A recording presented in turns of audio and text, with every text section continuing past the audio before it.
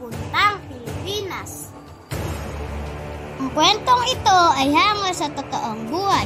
Ito ang karanasan at kasaysayan ng ating bansa. Libo-libong taon na ang nakakaraan. Kasaysayan na marahil ay napura na sa ating kaisipan. Ito ang ekspedisyon at kwento ni Miguel Lopez de Legazpi. Nagsimula ang paglalayag ni Miguel Lopez de Legazpi papuntang Pilipinas sa araw na ito, Nobyembre 21, noong 1564. 5 barko ang naglayag mula sa Barra de Natividad, Nueva España, Mexico ngayon. Lulan ang tinatayang 500 sundalong Espanyol sa pamumuno ng isang Espanyol na konkistador, si Miguel Lopez de Legazpi.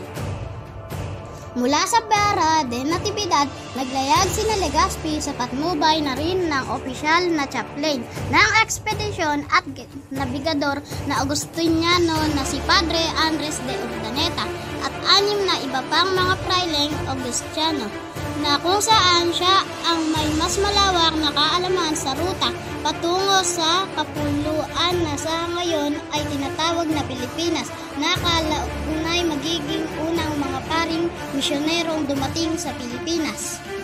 Kinomisyon ng Viceroy ng Mexico na si Luis de Velasco ang makasaysayang paglalayag na ito ni Legazpi, na may mahalagang misyon ang okupahin ang kapuluan ng magiging bansang Pilipinas sa ngalan ni Haring Felipe II ng Espanya at bautismuhan ang mga katutubo nito sa pananampalatayang Katoliko. Kasama rin sa paglalayag na ito sa ibabaw ng dagat Pasipiko ang anak ni Legazpi na si Melchor, apo niyang Felipe de Salcedo at Guido de la Besares, na kalaunay magiging gobernador general ng Pilipinas. Matapos ang 73 araw na biyahe, narating ng grupo ni Legazpi ang kasalukuyang isla ng Marianas at pansamantalang namalagi para mangalap ng mga suklay at naka-enkwentro nila ang mga chamorro. 13 ng Pebrero, 1565 nang dumating sa dalampasigan ng Cebu sina Miguel Lopez de Legazpi. Dumating rin sila sa isla ng Limasawa na pinamunuan ni Datu Bangkaw, at sa Bohol naman ay nakipagsanduguan rin si Legazpi kay Raha Sikatuna. Bumalik siya ulit sa Cebu noong Abril 27, 1565. At nang makarating sila sa Cebu ay sinalubong sila ng mga Cebuano na pinamumunuan ni Raha Tupas. Pero sa pagkakataon na ito ay natalo ang kampo ni Raha Tupas dahil sa modernong kagamitan ng mga Espanyol, gaya ng baril, kanyon at iba pang mga sandata na noon ay bago sa paningin ng mga Cebuano. Sinunog din ng mga Espanyol ang mga kubo, pero nagulat ang mga ito nang mapasok nila ang isang kubo at susunugin na sana ito. Ngunit nakita nila ang imahe ni Santo Niño. Ang Santo Niño ay ibinigay ni Magellan sa asawa ni Raha Gumabon sa naunang ekspedisyon. Kaya itinigil ng mga Espanyol ang labanan at pagsunog.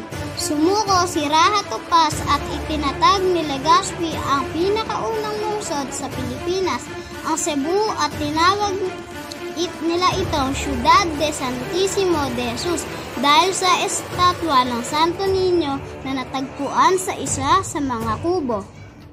At noong 1569, dahil kulang sa pagkain ang ekspedisyon sa Cebu, lumipat si Legazpi sa isla ng Panay at tinanggap naman sila ng mga natibo at nagtatag ng settlement doon, na tinatawag nilang Capiz, na siyang Rojas City ngayon sa probinsya ng Capiz. At noong 1570, ipinadala ni Legazpi si Martin de Goiti sa Luzon dahil nalaman nila na ito ang pinakamayaman sa lahat ng isla. Noong 8 ng Mayo, narating nila ang Manila Bay at tinanggap naman sila ng mga netibo.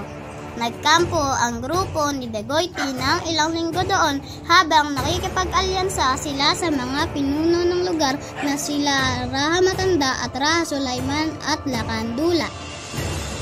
Isa sa mga alay ng Raha sa norte ng Manila Bay ang batang si Bambalito ng Macabebe o si Tariq Sulaiman ay tutol sa alyansang ito ng mga Espanyol at sinabihan niya si Raha Sulaiman na bawiin ang kanilang alyansa sa mga banyaga.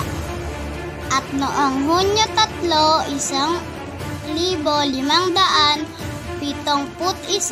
ay nakipaglaban si Sulaiman o Bambalito, ngunit natalo si Bambalito at inukupan ng mga Espanyol ang Tondo. Hunyo 24, 1571 ay inihayag ni Legazpi ang Maynila bilang kapital ng bansa. Simula ngayon, itong Maynila ang magiging kapital ng bansa at siya ay tinaguri ang unang gobernador na may titulo na adelantado ng Maynila.